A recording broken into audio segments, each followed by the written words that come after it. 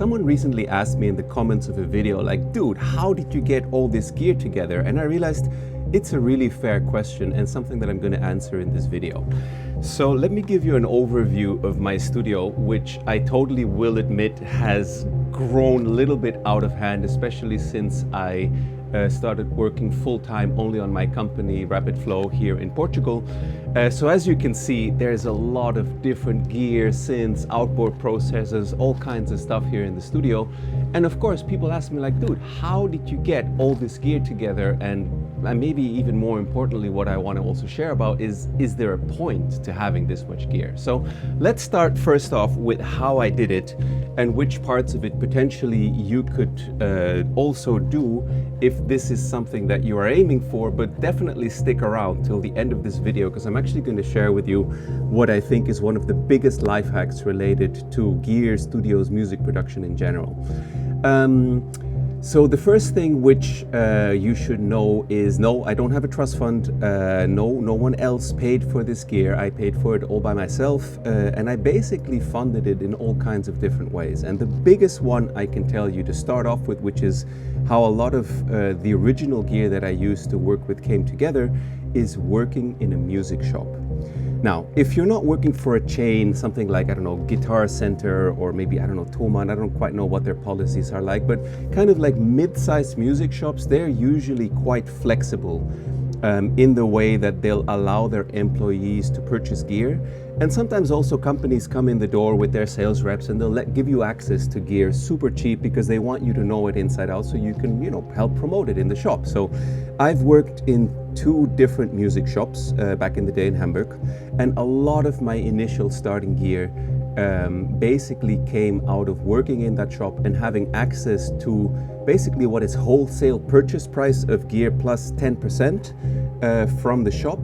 And then also sales reps coming in and going like, hey, you have to check this out. If you want to keep it, I'll make you super great price on it. So that was like my first audio interfaces, my first pieces of software. My first edition of Ableton was given to me by their German sales rep back in the day in Germany. So that's a great life hack. If you're young and you're not already in a whole career with family and all that stuff, and you just want to get gear quickly and kind of easily and cheaply, working in a music store is a huge hack. Now, if you want to go kind of to the next level of that, which is what I progressed to, was actually working in music distribution. So I started to work for a German distributor back then of like Focusrite, Novation, SPL, I can't even name it. I ended up representing something like 20 brands and, flying over to NAMM all the time, or back then the Frankfurt Music Messe.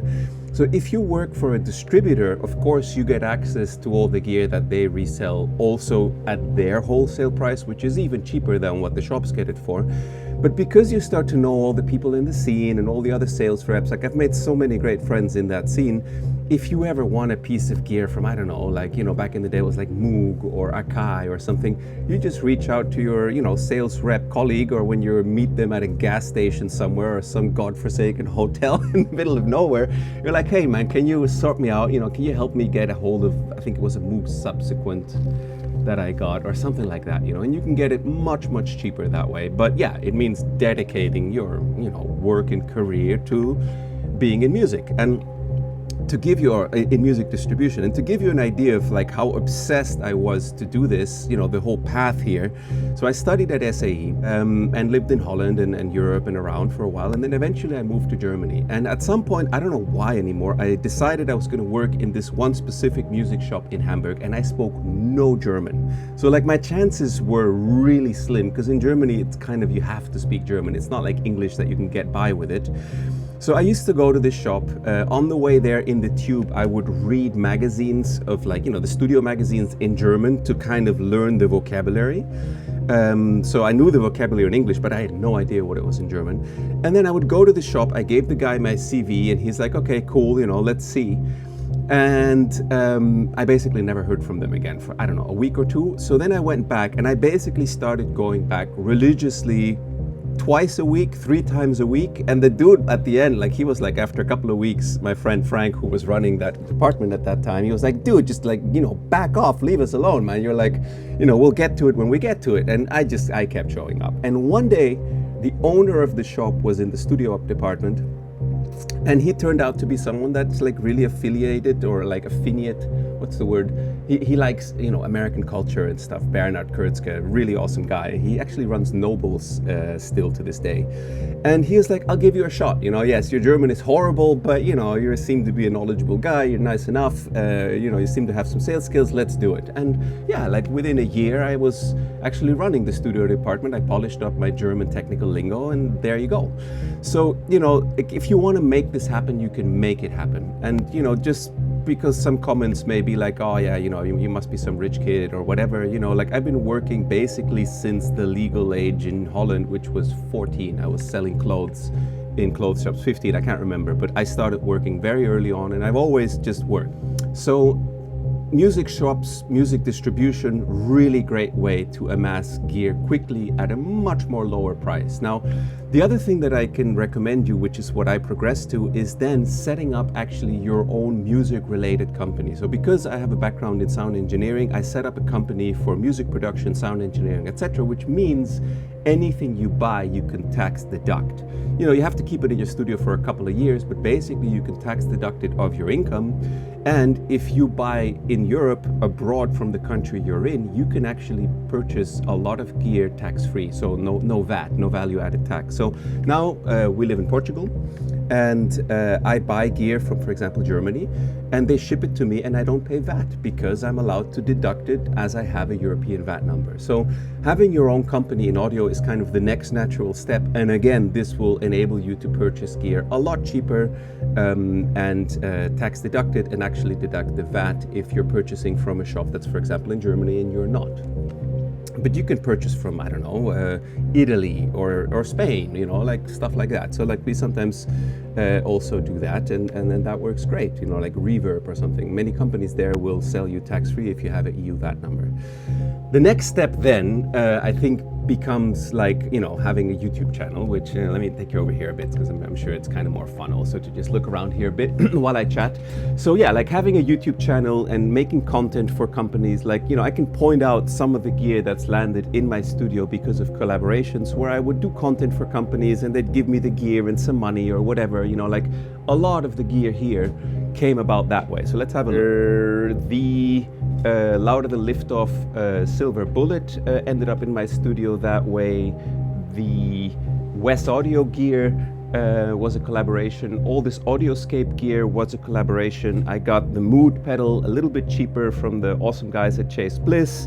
The Nordlead keyboard here now, which is taken center stage, was part of a collaboration. The Waldorf Iridium keyboard over there was part of a collaboration. Wow, actually going through the list, I realized a lot of this gear. The mixer has been a collaboration. So all these companies, you know, I'm super grateful for their support, and I always intend to give them back more value than, you know, than I can possibly take from them in gear. And so they keep sending me gear, and, you know, sometimes I sell it if I have too much of it or I can't use it or I need the money. Sometimes I keep it.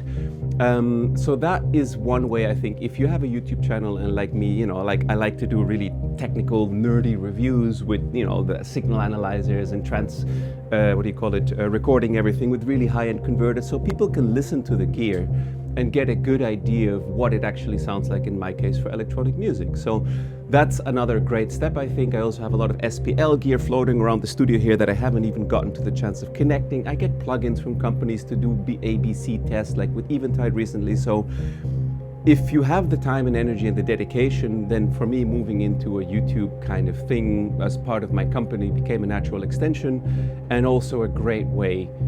But I will warn you that you end up spending more time learning new gear and producing videos than actually using it to make music. So it's a very much of a double-edged sword. So that is another step that you can do. Another thing that I can recommend you to do is buy used, of course. And there's a couple of little hacks here that I can share with you. For example, what I realized is the prices coming from the Netherlands to Germany, prices for used gear in Germany and gear in general were a lot lower than in the Netherlands. So I bought quite a bit of gear in Germany. Then when I moved to Switzerland, I realized prices for used gear there are even lower. A lot of the outboard gear in the studio came from Switzerland. I don't know, I don't want to do some kind of a stereotype, but I think people in Switzerland are just well off and they can't be bothered with secondhand gear. So what I was seeing there is the secondhand gear prices, or I'm gonna not generalize too much, some people, but there's nowhere near as much people interested in secondhand gear than in a country like, for example, Germany or the Netherlands. So I would see that great gear, like for example, let's say here this, let me take you over here, this API 2500 or this food control systems compressors, they were available on like local portals for secondhand gear that you don't even really know about unless you're in Switzerland for like even 20, 30, 40% less than they would have been available in Germany. So secondhand gear, absolutely great. If you can get hold of good gear and not get ripped off, because of course, you know, that can happen. So you got to be careful. Best way to do it is tell them you will send them the money with PayPal Friends or whatever after they do a phone call with you with video where they show you the gear. And you know, if it's a musician, you know, like this dude is cool, he's legit, he's got the gear. That's the best way to do it. So something I'm skipping over here is, of course, you know, you gotta have the money to buy this gear. So in my case, while I was living in Switzerland, I actually worked for like big corporations for a couple of years as a consultant. And yes, I will admit, I hope my missus doesn't see this video, I spent an exuberant, ridiculous amount of my, you know, nice paying consultant corporate jobs income on buying gear for the studio. So I think if you can leverage a job like that and, you know, live well, but kind of frugal in your normal life, and then invest that money into getting the gear you need to realize your vision in the studio, which in my case was, you know, making music and creating sample packs for other people and building up my company, it was perfect for that. So if you can get hold of some high-paying tech job and be able to get your gear in that way, I think that's a really great way to do it also. And I kind of did my stint of 7 years and I couldn't take it anymore. And then I got out and I now became independent and I do my own music production and gear for other people, samples and templates for other people with Rapid Flow. So, you know, you have to figure out a way either to buy cheap or get more money coming in so that you can afford to buy the gear that you want. Now, having said all this, one other great way I think to do it is also to look for alternatives and things that are maybe like hidden gems that people don't know about.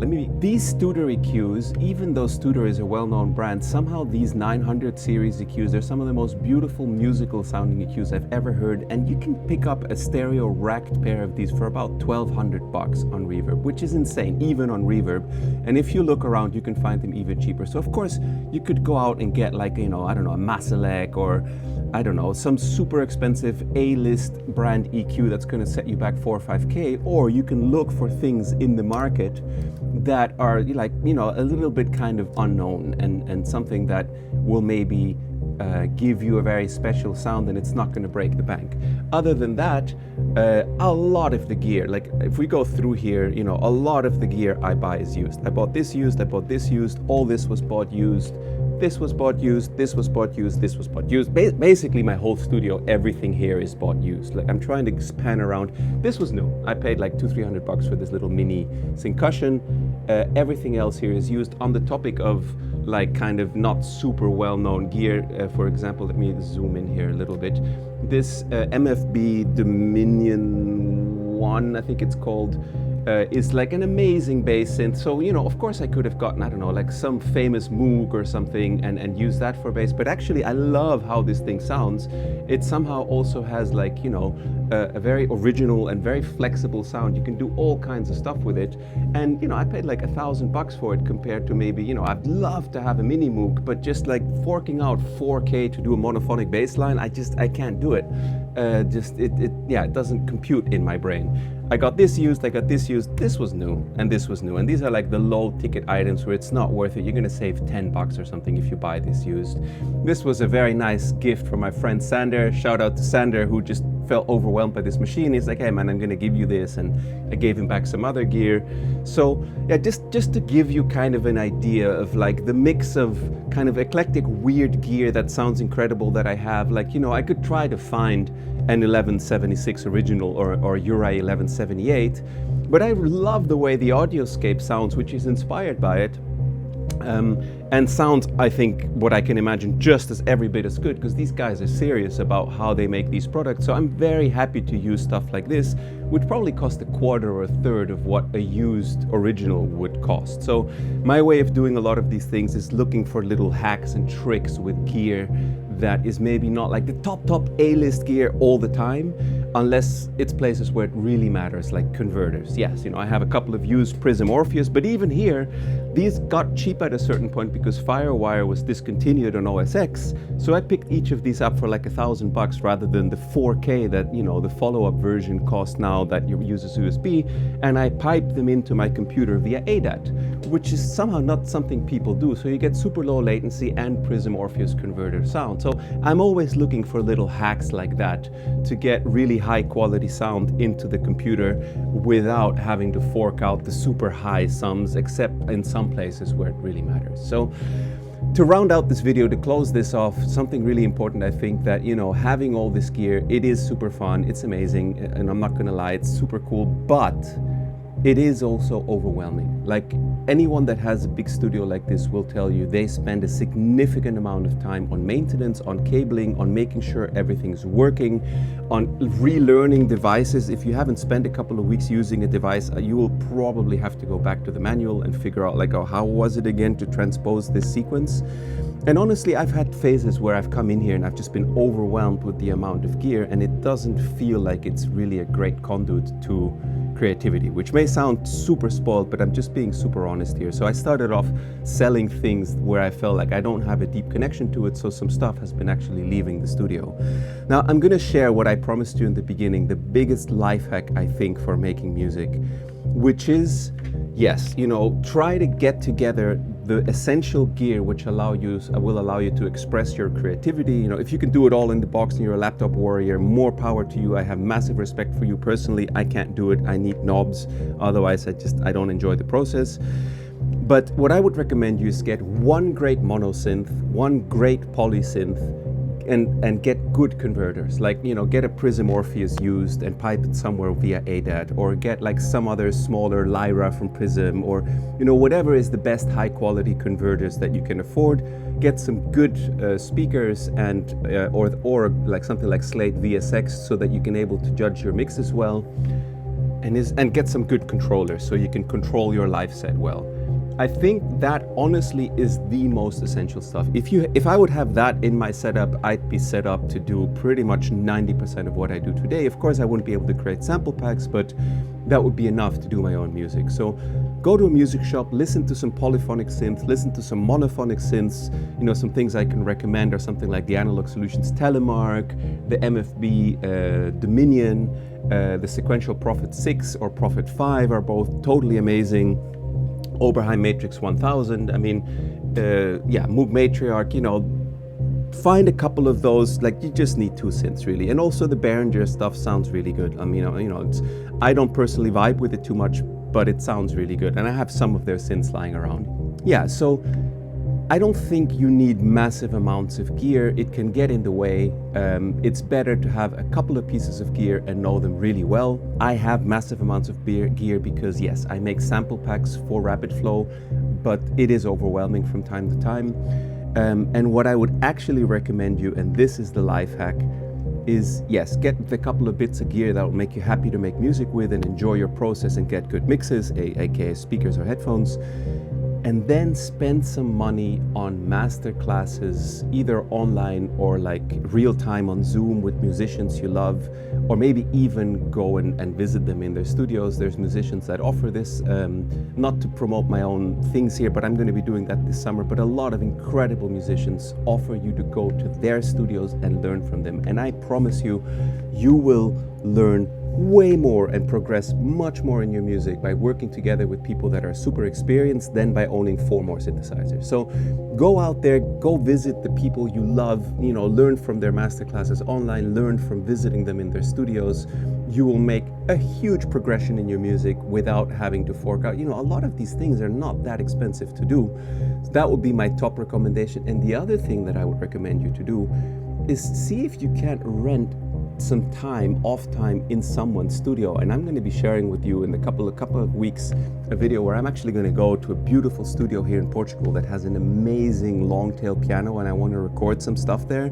And I realized if you go into a studio like that on an off day where they just have one day that nobody booked, you can get access to a studio with just a whole other level of gear. Like they have a vintage Neve console we're going to be tracking through in that studio for an amount of money that just still boggles my mind. Like, you know, if you negotiate a bit and go on an off day, you can get access to like €1 million worth of gear for a couple of €100 for a day, you know. So maybe take your laptop there and do your mix downs in that studio, you know, send it through their gear, process the kicks that you love with their outboard gear. You will get a lot more from that than owning all the individual pieces. If I were to go back now, that's actually what I would invest a lot more time and energy on than buying all the gear myself. So there you go. I hope this has been an interesting rant for me, and yeah, sorry for the nasal voice. It's just been horrible with colds all over the place. Leave a comment below if you've also been sick all the time with all this stuff that's going on with the fogs and God knows what. Maybe it's just that our kids going to kindergarten. I don't know what's going on, but I've been sick a lot recently, so apologies if you haven't seen a video from me in a couple of weeks. But yeah, that's basically what I wanted to show you.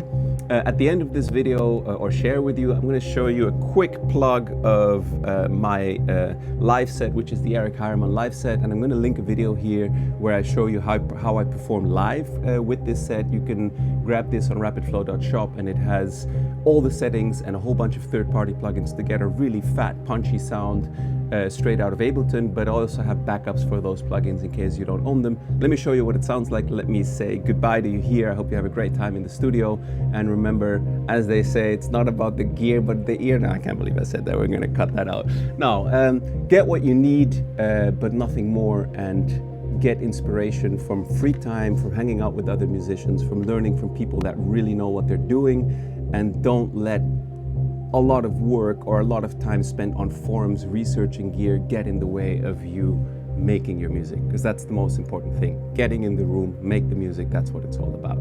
All right, I hope you're well. I'll see you on the next video. Take it easy. Bye.